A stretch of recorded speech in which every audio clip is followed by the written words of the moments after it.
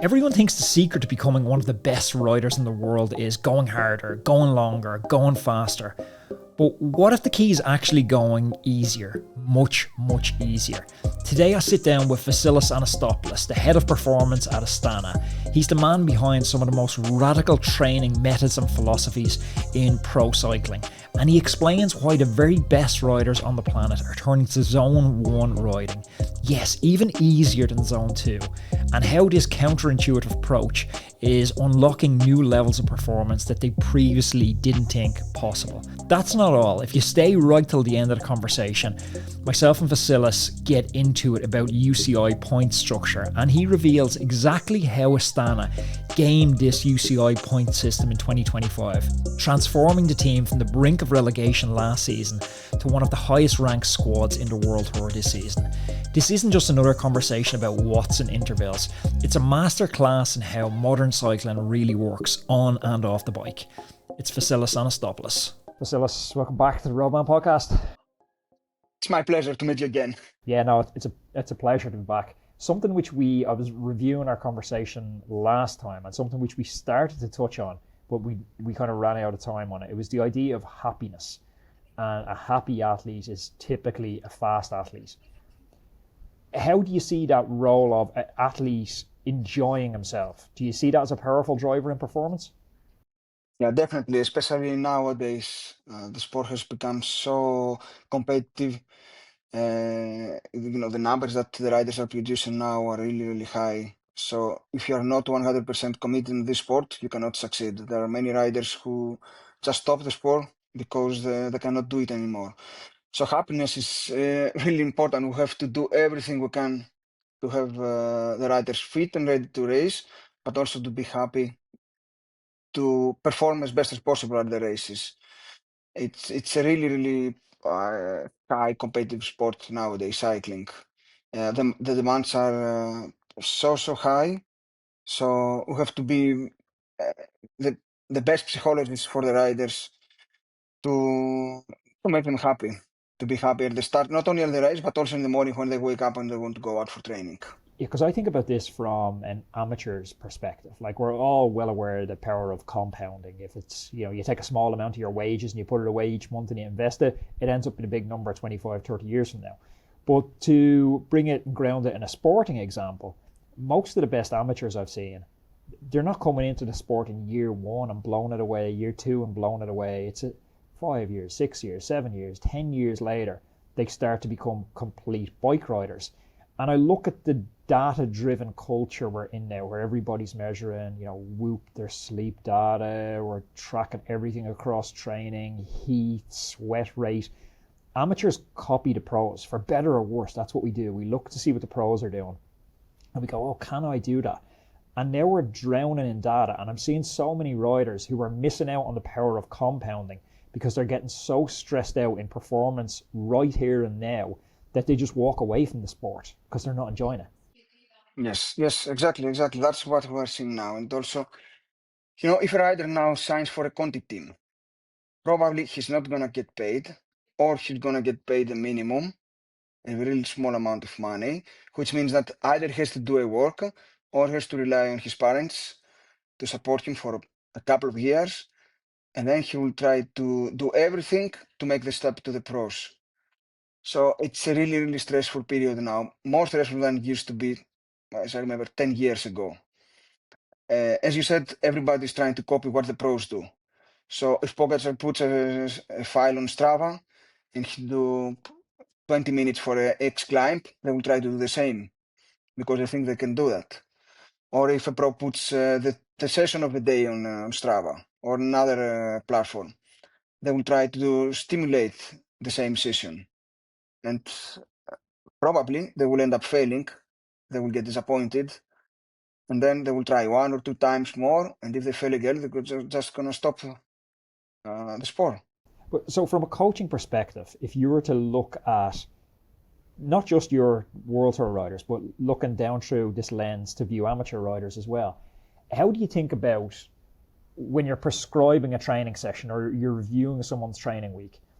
Obviously, the primary goal is to get that physiological adaptation. And the best way to get that adaptation is if they do every single session the way you've laid out every single session.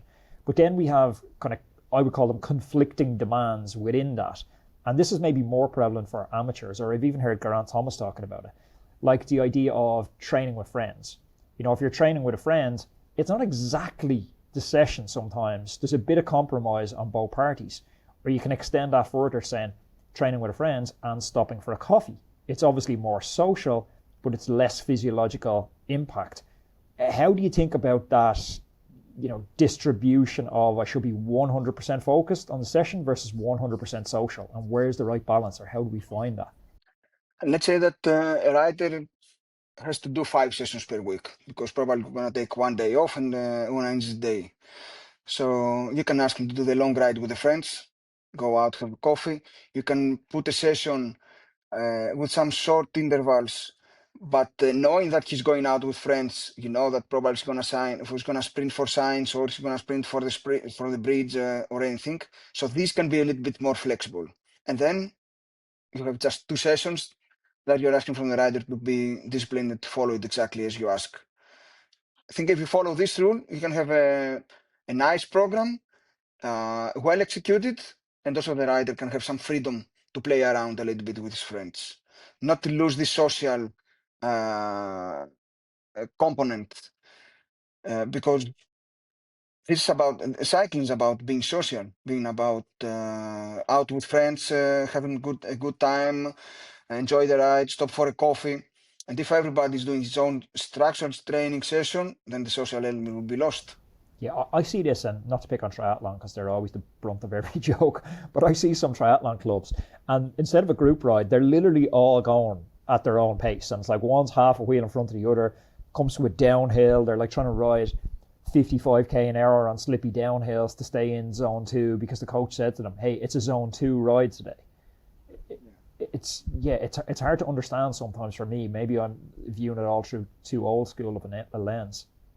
Yeah, I've seen that also with some cyclists, club cyclists also. So we're not talking only about the pros, but I'm talking about club cyclists. And they just lose the pleasure of riding the bike. Because I think when you wake up in the morning, you want to go out to have some fun, to spend some time with your friends, and have a smile on your face, as I always say.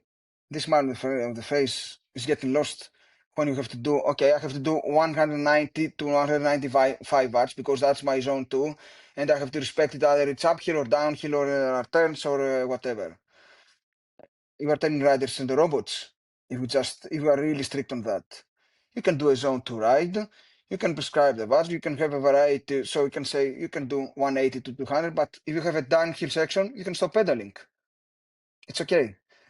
It's not gonna harm your preparation. It's not gonna be a step back to your preparation. And can you see even within the World Tour the conflict in this? Like, I know I've spoken to some riders who are friends and at World Tour teams, and their coaches will not only make them to have a certain session, but to train at a specific time of day. Like, hey, you're a professional cyclist, training starts at 9 a.m. and they get a bollocking if they're going out the door at 11 a.m. instead of 9 a.m. I've seen that, but personally, I'm not doing that. I'm not following this advice. The riders are free to go out whatever fits, because don't forget that they have families, they have kids that they have to bring to school, they have some other commitments during the day. So if they do their training session for the day, it's fine by me. And I'm always flexible with the watts. So if I ask you to do 4 hours and you do 4 hours 10 or 350, okay, it So doesn't change you don't have to much. cycle around the car park. Yeah, exactly. Which Exactly. I've seen as well. No, I have seen some riders going back home and turning the wheel, pushing the pedals in the air so they can have the necessary hours on the Garmin. Because you can see it on Strava files where like they finished on 3 hours 40 and then they just ride around the neighborhood for 20 minutes. Yes, yes. I don't know, when you look at the end of the year, the difference between success and failure, is that 20 minutes cycling around your local car park the difference? I'm not sure I it don't is. think so. No, I don't think so. I don't think so. Another area we touched on, but we never really got to go deep on it last time, was the idea of zone 1 and zone 2 training as a collective, so anything to the left of LT1, I think a lot of amateurs dismiss this easier training as junk miles. Can you explain to us kind of the physiological and the psychological importance of these easy long rides? During those easy rides, it's where you build your mitochondria. It's where you build your endurance, let's say it really clear. You need those easy rides, those zone 1 rides, the long rides without stressing your metabolic system before going on zone 2. In zone 2, in reality, the zone 2 concept came after Dr. Inigo Milan, and for the riders that are using the zones, the Kogan zones, because almost everybody is familiar with that, it's the high end of zone 2 and the lower end of zone 3. So it's close to your tempo zone. But in order to be able to do some long sessions within zone, you have to build your zone 1 first. So those rides to me are really important. The easy long rides, I'm not talking about the complete recovery rides, but I'm talking about the rides that you can easily have a conversation with your friend. Those rides are the foundation of the endurance that it's coming, and on that you can build up later on. You can put the zone 2, you can put some intervals, some high intensity training sessions. But if you skip this step, the first step, one thing is for sure, that probably you can see a rise in your performance, but then you are gonna see immediate decline. So after 2-3 months, you'll start wondering what happened. First month I was flying, I was going really well, and now I cannot turn the pedals. I feel tired, or I cannot recover after some sessions, some hard sessions. So The answer is that you are how missing do you those. how do you differentiate between, so using that Kogan format? I think zone 1 is below 55% of thresholds, if I remember Kogan's one correctly. Do you differentiate between a zone 1 ride and a recovery ride within that, even though he doesn't differentiate that in his Uh, zones? the recovery ride, just I define it as a coffee ride, is as low as you can go. So Just, minimum just pressure on the pedals. yes, exactly. And then And we're talking about the zone 1 on around 55 to 60%. Yes, we so are. like top of zone 1, bottom of zone 2, and his Yes, zones, you'd collectively all just call that zone 1. yes, exactly, And exactly. are you easing back if there's, like, we talked about those triathletes who are all going different speeds. If you're out on one of these rides, are you knowingly easing back as soon as there's a drag to make sure you're not going into upper zone 2, or does it matter if you're briefly into a different zone? It doesn't matter if you have a climb and you go a little bit on zone 2. If you spend 10 minutes on zone 2, it's not gonna change anything. So it's not bad at all. As far as the majority of the ride is in that zone, the zone 1, as we describe. And what markers would you look for if you're coaching an athlete to know when you can start layering in some zone 2? Is there like a, I'm thinking like an aerobic decoupling or other type signals you can look for? Yeah, the aerobic decoupling is the best indicator when you can make the next step, when you jump up to some more endurance rides, some more zone 2 rides, and also the time that you have accumulated in zone 1. So the total time that you have spent on zone 1. For each rider, of course, it's different, but when I see that the rider has spent a significant time on zone 1, they can start progressing on zone 2 and building up from then on. So, in terms of programming this schedule, do you look to do the zone 1 rides as soon as they come back after their winter break? Yes.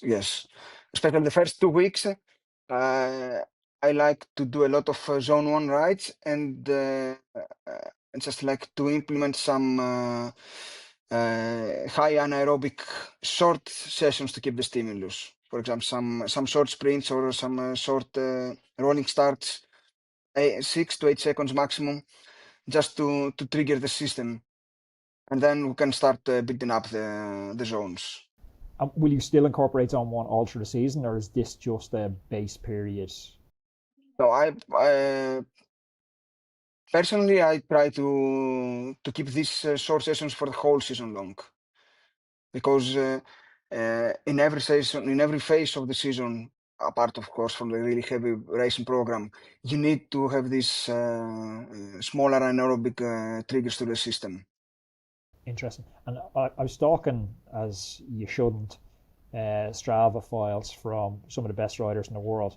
And there's definitely some clear trends we've started seeing within teams. Like particularly if we look at UAE, UAE seem to do a lot of these, what we're terming now fat max rides. I would just call them upper zone 2 rides. They're almost tempo rides. And even listening to Geraint Thomas talking about, he won't even train with Sivakov. He said he just stays on the pedals all day, and it's just not enjoyable to go training with him. That it's just not a tradition Geraint has come up riding with. What's the theory with these fat max rides, and is it something you prescribe? Yeah, of course I do prescribe, but as you prescribe it now, they do the majority of the rides on Fat Max. I am prescribing Fat Max rides, but probably 2 times per week. Of course, depending on the period, but maximum 2 times per week. And then I'm working also on threshold and over-unders and some really structured intervals. So I think everybody is doing Fat Max. Probably in UAE, they devote a lot of time on Fat Max. Probably they do, I don't know, 3 hours Fat Max. While I do 20-minute blocks, 30-minute blocks, 30-minute blocks on Fat Max. Sounds less stressful. Yes. Yeah. So, like, where's this come from? Is this always like, I don't ever remember these fat max. I remember closer to what you were talking about, where I'd have like a 20-minute tempo effort in the middle of an endurance ride. But it seems like the fat max seems to be just below tempo. Like when you look at Sivakov's rides, they're basically like 5 watts under his tempo zone from what I can see, and he's doing 3, 4, 5 hours of this. Yeah, I think the concept comes from the tempo rides that we used to do 10 years ago. So, for example, 10 years ago, a standard training program would be 4 hours with 3 times 20 minutes on tempo. So you just lower a little bit the watts, and then you extend the period. And So it seems like a grey line for amateurs as well, because if we talk about one of the biggest mistakes that amateurs that don't have a coach and don't understand really structure and training zones, one of the biggest mistakes they make that I see is they just head out the door and ride kind of hard every session, where they're kind of on the pedals hard enough to create fatigue, but they only get that narrow band of adaptations associated with training in zone 3 because they do 90% of their training distribution just in zone 3. Fat max rides seem like they're very close to that edge of just riding kind of hard. yes, exactly. That's why they accumulate a lot of fatigue, and they feel tired after 2-3 days of doing that. So you have to be really careful how hard you push the pedals immediately after you step out the door. Yeah, they are. It's a super interesting. Everything's changed in the last few years. We were just talking off air a little bit about the idea of we do have just now new words to describe stuff that's been happening for a long time, and we were mentioning durability. Durability training has been around for as long as there's been wheels on bikes, I'd say. Yeah, it's been around since the 80s or the 90s, I think. But back then we didn't know, we didn't have a word for this term. For example, a really famous Italian coach was asking his riders to do a 20-minute test after a warm-up, then do a 4-hour ride, a specific loop, and then repeat this test. So what they did back then, they did a 20-minute test in a fresh state and a fatigue state after having spent around 3,000 kilojoules. But back then we didn't have the tools and the means to measure all this work. So it existed since so many years, but now it's just a new trend. Is it a trend you're buying into? Is it something you think there's? I guess we can separate trends with substance and trends that just kind of come with a marketing campaign and no substance. No, it's really useful because now we can use all the softwares we have to measure the specific effort that we ask from the rider to do in a fresh state and a fatigue state. We can prescribe exactly how many kilojoules we want to be done, so we can stimulate the race scenario, and then we can see if the rider will be able to perform, for example, a 5-minute effort on the same power as he did in a fatigue state as he did in a fresh state.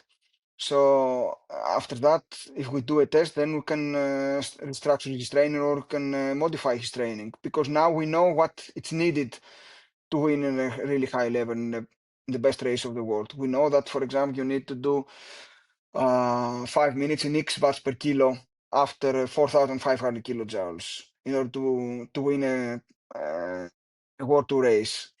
So this is something that we can stimulate on training nowadays. That it wasn't possible to do it previously because we didn't have all this, as I said, all the softwares. So how do you think about setting up the signposts for this? So if somebody has we'll come up with a really basic durability protocol like you gave the Italian coach back in the day, 20 minutes, 3,000 kilojoules, 20 minutes. If there's a deviation of X between the first test and the second test, do you start to get worried and say that's too big of a deviation? How big would X have to be for you to say, hey, this is a bit of a problem for us where we need to focus on it? It depends on the rider.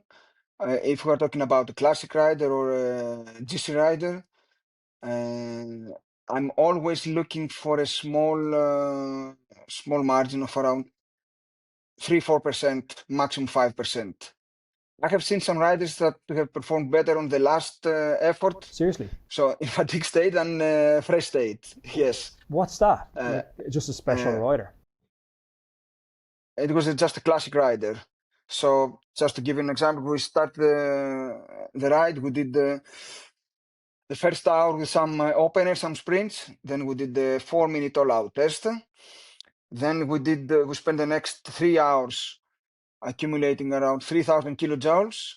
And then we did again the 4-minute test. And he did 5 watts more on the fatigue state than the previous. What an absolute hero. No, that was a good rider. So I was a happy coach that day. From the first ride on 2 wheels to the biggest races in the world, every pedal stroke counts. That's why Lloyds is proud to be there at every stage of cycling, supporting grassroots initiatives, nurturing talent and standing alongside the pros, just like they did at the recent Lloyds Tour of Britain. I still remember when my dad brought me to see the Tour de France Grand Depart. That was back in 1998 in Dublin. I was just a kid back then, but that memory, it's never really left me. I remember that roar of the crowd, the blur of the colours as they went past. I was just mesmerised by the sheer energy that was in the air. It was electric.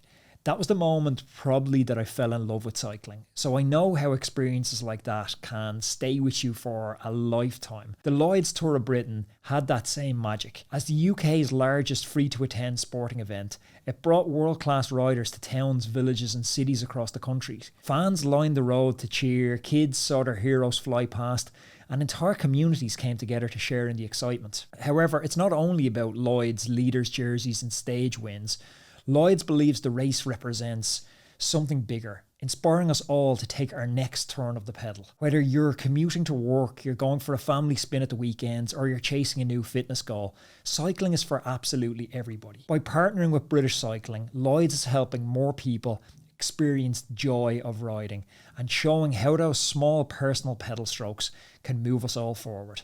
So if you haven't already, now is the time to get out on the bike yourself. Lloyds. There at every stage.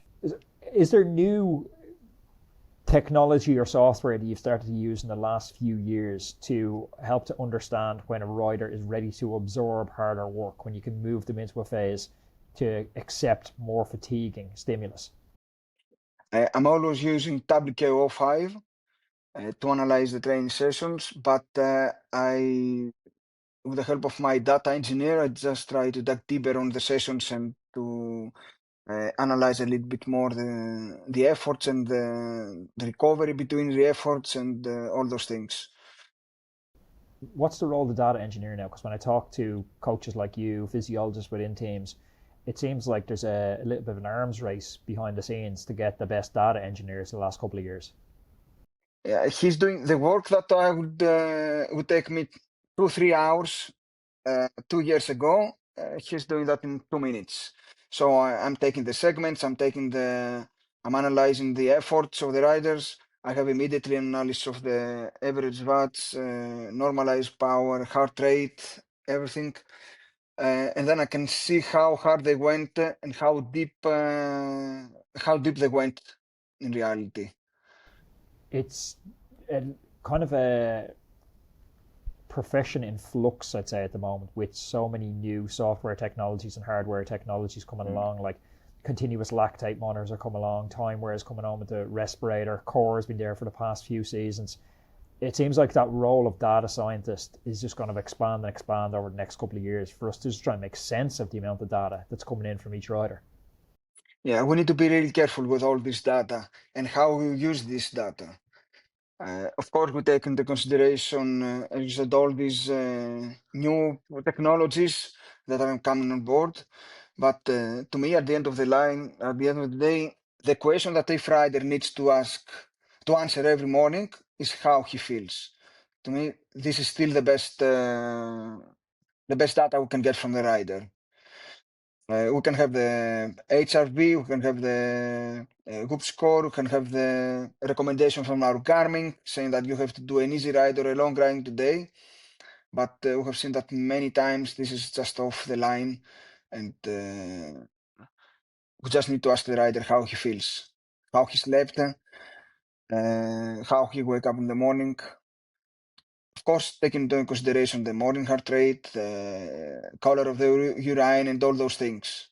But before stepping on the bike, the question we have to answer is, how do you feel? As simple as that. How much does a rider's personality then? If you talk about how does a rider feel, how happy are they, which is maybe a surprising conversation for listeners to think that we're not as focused on the data as we are on thoughts and feelings. But how much does the rider's personality feed into the type of training plan that you build them? Like, I've a good example of this. I had a coach my first year full time, and he used to give me this session. I can still remember. It gives me PTSD. I can see it on my training peaks. It was a 4-hour ride, and every Wednesday in the middle of the 4-hour ride, he gave me 90 minutes, basically full gas. He called it medium intensity endurance, but it was at like 330, 340 watts, which was like pretty much me full gas for 90 minutes, considering I was in the middle of a 4-hour ride. As soon as the programming came in for me on a Monday, I'd already be looking at that Wednesday session going, like, I'm going to sell my bike if I have to do this session again. I hate this session. It would stress me out. I'd be bitching and moaning about it.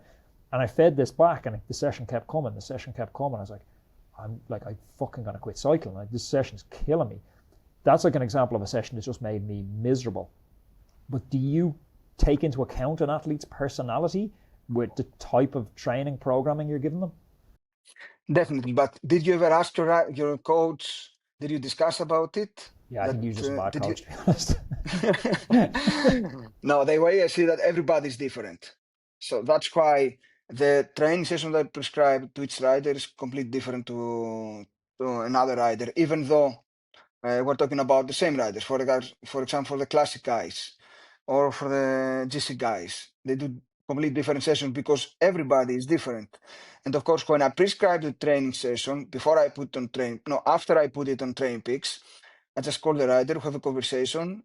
Then I go through the session for the whole week. I can explain him why he's doing the X session on Wednesday and not on Thursday, and vice versa.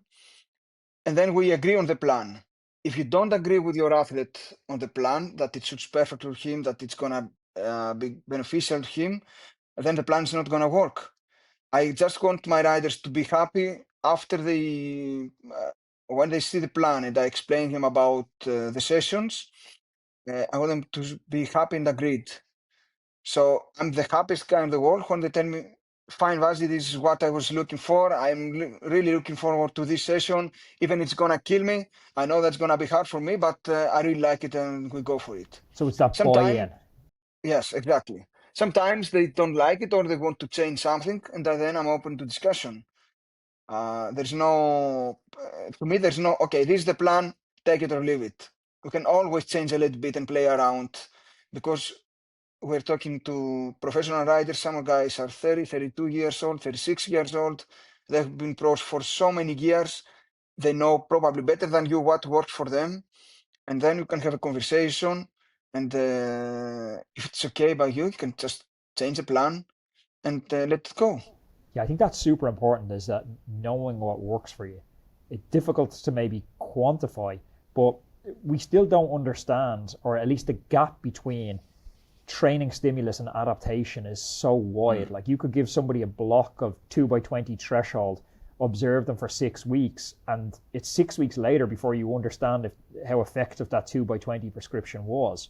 if he's able to say to you, hey, 3 by 12 threshold has always worked better than 2 by 20 threshold for me, like that's an invaluable data point. Yes, till now we don't have all the necessary tools to say 100% that, okay, this is definitely working for you and this is not working for you. So it's up to the coach, up to his experience, to his feeling. That's why I think AI will never replace the coach, because coaching is an art. You need to take all this data, take your experience and your own personality, and then analyze them on your own way and come with your own conclusions. That will help the rider to perform best.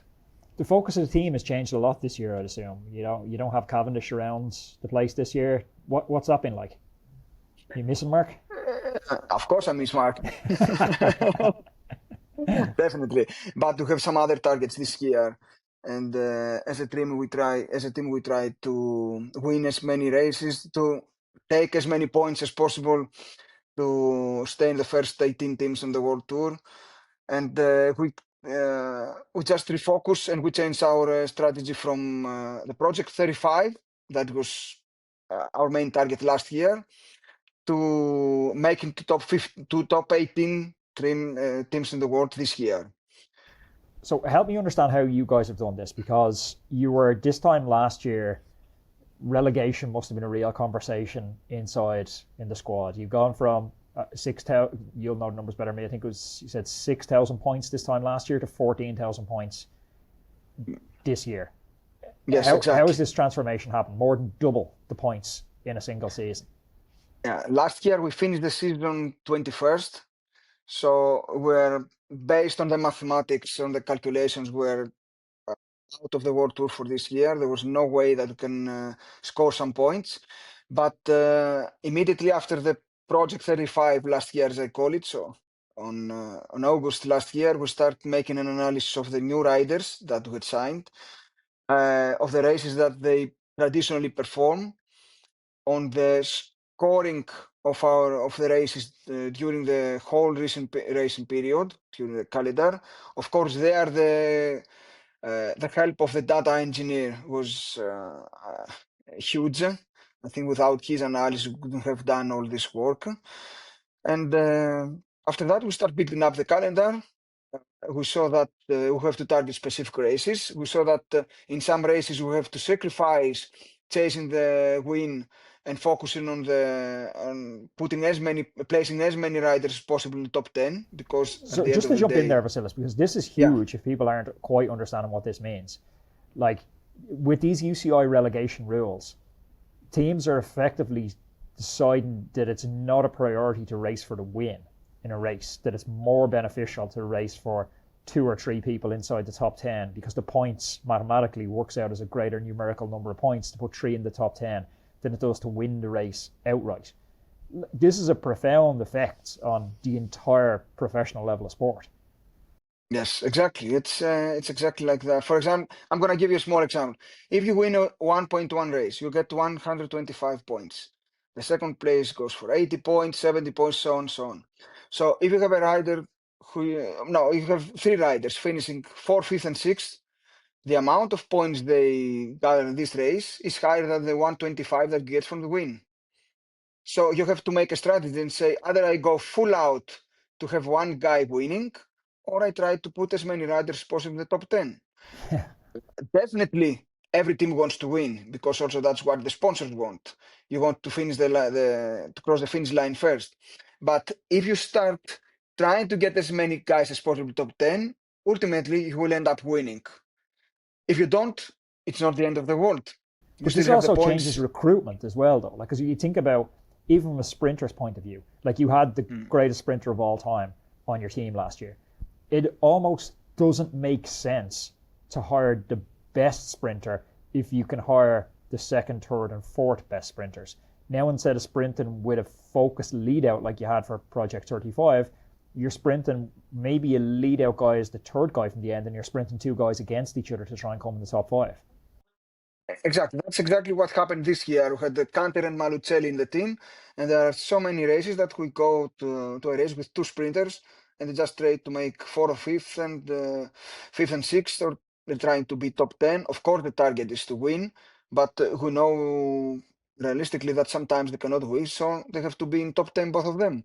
While last year, we just devoted the whole year on our sprinter, trying to deliver him to the end. But if we look back, Mark won a stage in Tour de France last year and took him only 180 points or 200 points, I think, which is not valuable for us this Yeah. year. As Vinokourov said last year, yeah, I had 35, I had the win in Tour de France. I accomplished the target of the season, but it would be better if I had 5,000 points from this win, not only 200 points. But as a Because, fan, this is yeah, so shit to hear because, and I don't think a lot of fans, we know the system exists, but we don't know the pragmatics of how you organize internally as a result of this system. Because also, as a fan, what we want to see is the best riders in the world racing the biggest races in the world to try and win yeah, them. But like maybe it makes more sense for you to send a stacked squad to a lesser known race on the same weekend the Paris-Roubaix is on because you know, well, we don't have a rider who's going to beat Van der Poel in Roubaix, so let's just go and win this lesser known race with our star yes. riders. I did exactly opposite from what you suggest this year. So this year we tried to avoid all the big races.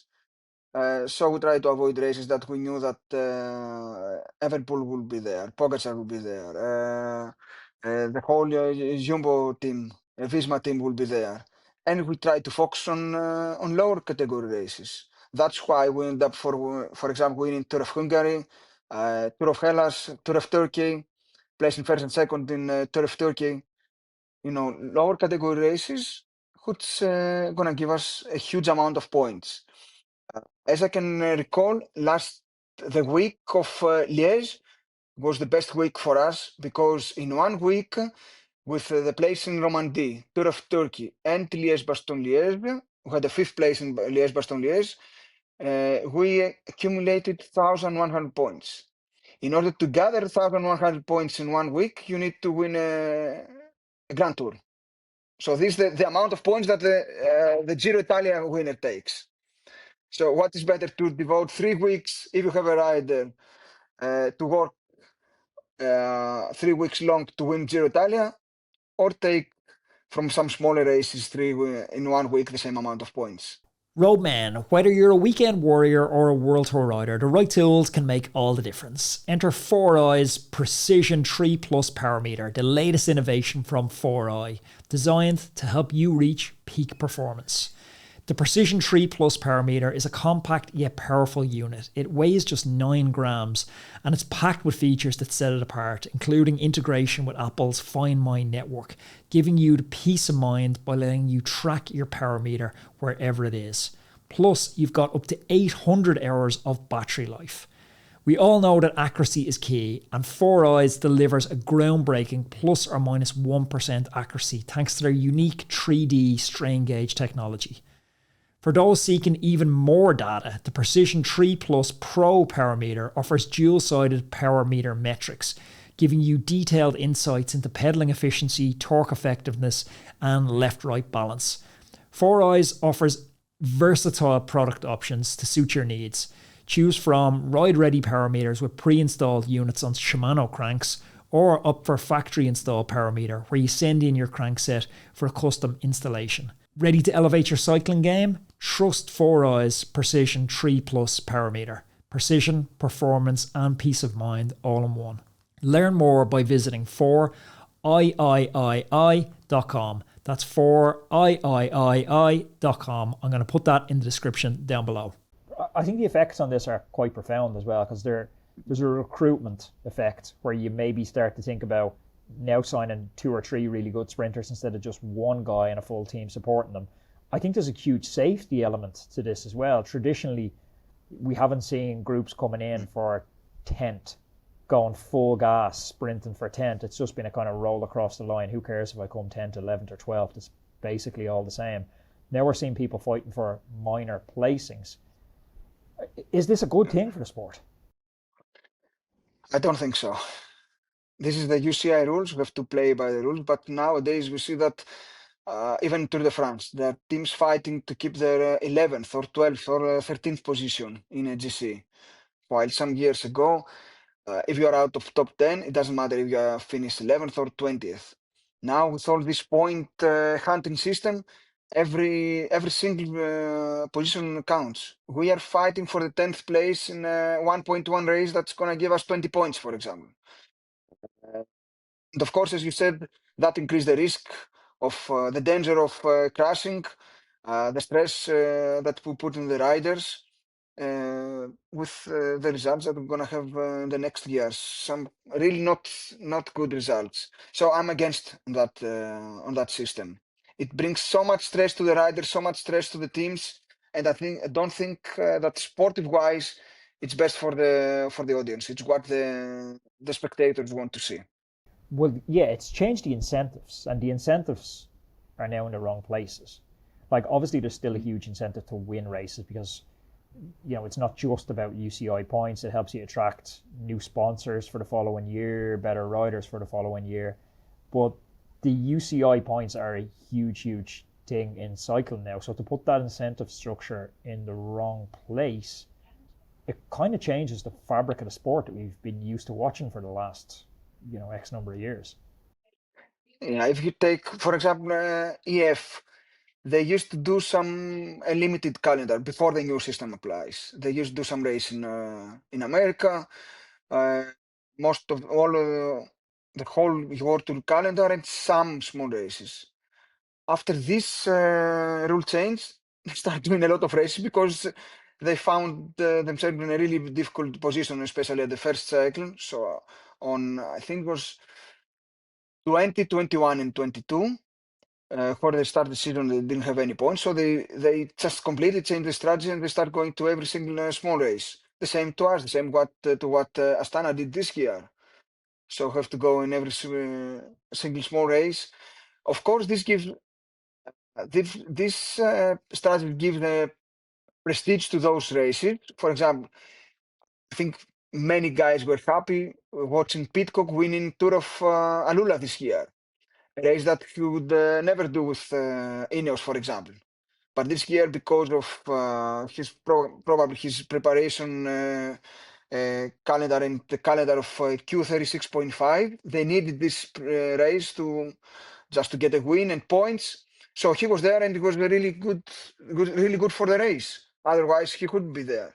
So, or we see some World Tour races going to 2.1 races that they were not supposed to be in the past. So there are two things. It's good for the small races to attract some bigger teams who participate in these in their races, but on the other hand, the teams don't send their best teams to the high-profile races. As you said, what the people want is to see all the best riders in the World Tour peloton racing the same races. But this cannot be done right now with this point system. It almost feels like what amateurs do to get upgrades. If I'm coaching a guy and he's a Cat 2 and he wants to get up to Cat 1, you're kind of scanning the calendar and going, okay, well, in this region, there's the biggest Cat 2, Cat 1 race on. So maybe if you don't go there and you drive 6 hours to this other region, all the good guys are down in region A, you go race in region B, and you'll get some soft points to get your promotion to Cat 1. This feels like the same type of Yeah, system that's starting to get it's pushed into exactly the work. same. Yes, it's exactly what we are doing this year. Yes. And you know what? It hasn't made it easier to understand the sport. Like I tried during the Tour de France explaining the Tour de France to a friend who's not into cycling at all. Did you ever try to do this? It's the most confusing thing ever. It's like, okay, well, it's a 3 week race, and so the winner after 3 weeks, well, he's the winner. But then there's a race every day, and there's a different winner there. But then we race to the top of the mountain, and that's a different one as well. And then we have sprint lines in the middle of the day, which are a different race. And then you'll ask a question and be like, okay, so why are movie star on the front pulling full gas now? And it's like, I don't even know. I don't even know what they're doing. It's like you got to be pulling up the UCI rankings and going, okay, so what they're doing is they're trying to get 14th on the stage. Yeah.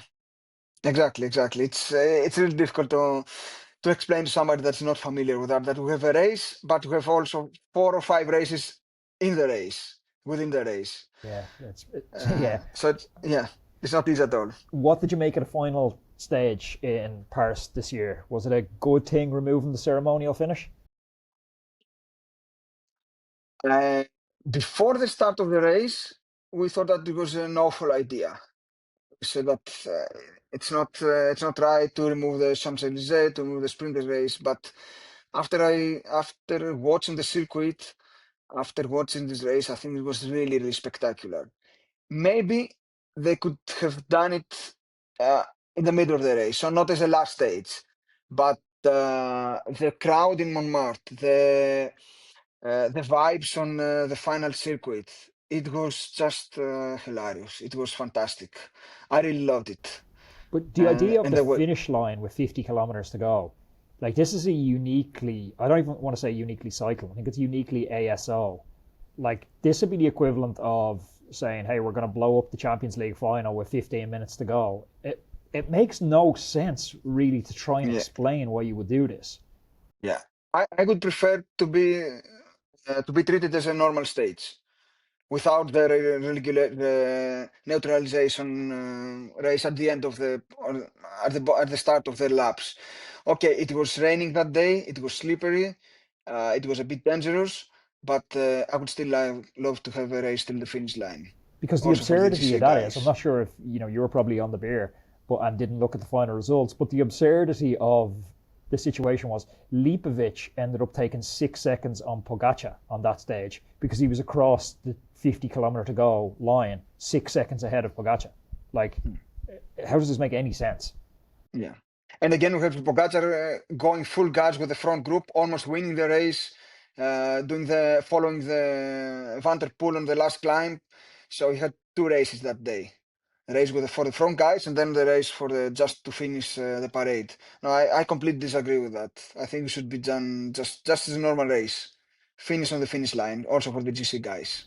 And because there's different skills in cycling. One of the skills is being able to position, corner in the wet. Like Felix Gall must be counting as lucky stars that was neutralised. Because when I look at the big GC riders, Felix Gall is maybe the worst skill wise in that top 10 who was really in threat of falling out of the top 10 if they had raced all the way to the finish that day.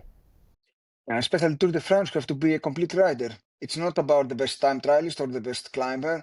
It's also about the guy who can descend fast, who has technical skills to go fast on the wet cobblestone section. So, to me, it just need to be, to be a race to the finish. Can you bridge the gap to those, I call them the X-Men, Poggy, Jonas, Wout, who else, Van der Poel? Are they untouchable, or is there a way to bridge the gap to these guys?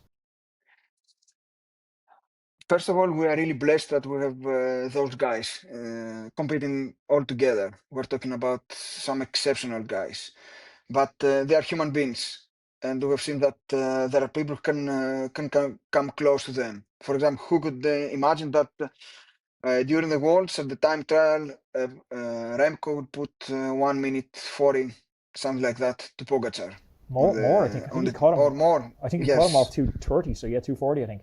yeah, he caught him with 4Ks to go, so it was close to 2 minutes to Pogacar.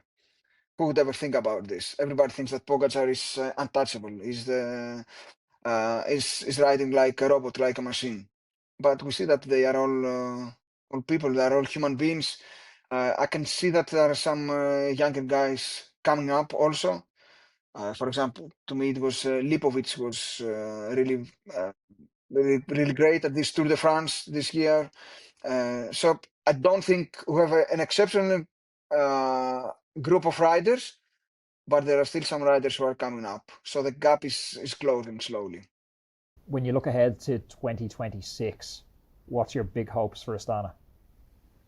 Uh, Hopefully, we'll finish the season on the top five of the UCI ranking this year. I'm talking about the 2026 season. So I want to continue with this momentum and finish next season also around top six, top seven teams in the world. Just to continue this momentum to prove that this year was not only the year of we're not lacking, but to get the best programming and the best we distribute our sources in the best way to finish high in the world tour ranking. So I want to continue like this and win as many races as possible. We already have something like 23, 24 wins in the season, so I just want to continue in this with this momentum. Well, best of luck for next year, and thanks for taking time out of your busy schedule. Hopefully we'll catch up for our annual chat next year. Thanks a lot. It was my pleasure. Vasilis, thank you so much.